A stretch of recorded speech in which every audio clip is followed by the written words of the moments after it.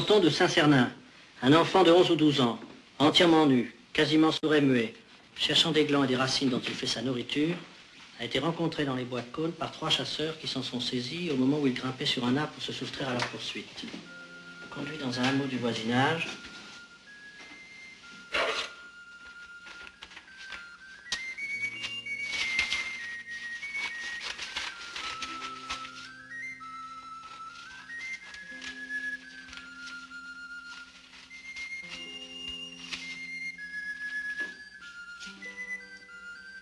si je pouvais faire venir cet enfant à Paris, il me serait possible, en l'examinant, de déterminer enfin quels sont le degré d'intelligence et la nature des idées d'un adolescent, privé dès son enfance de toute éducation pour avoir vécu entièrement séparé des individus de son espèce.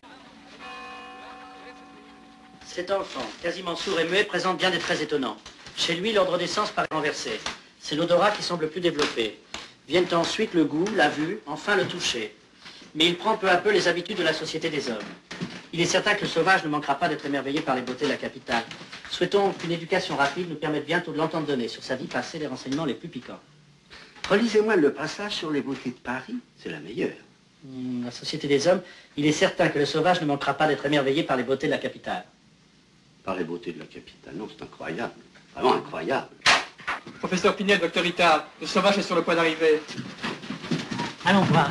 Ne soyez pas nerveux. Vous êtes content, hein?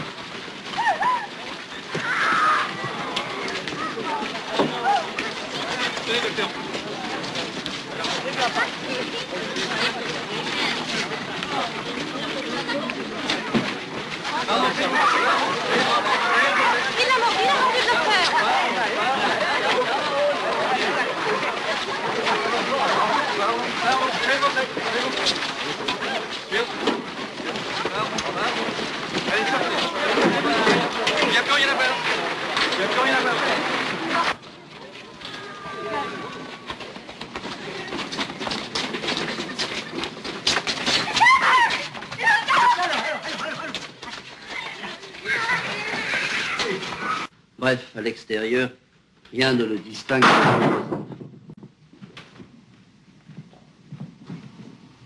Vous avez vu? Il n'a pas réagi. Asseyez-le dos à la porte, je vais faire un essai. Bien.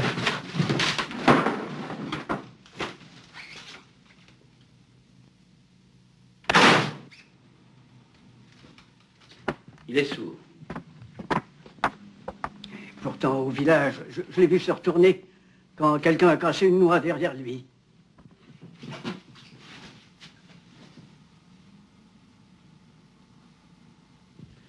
Écrivez, indifférent à l'égard des bruits les plus forts, alors qu'il se retourne quand on brise une noix derrière lui.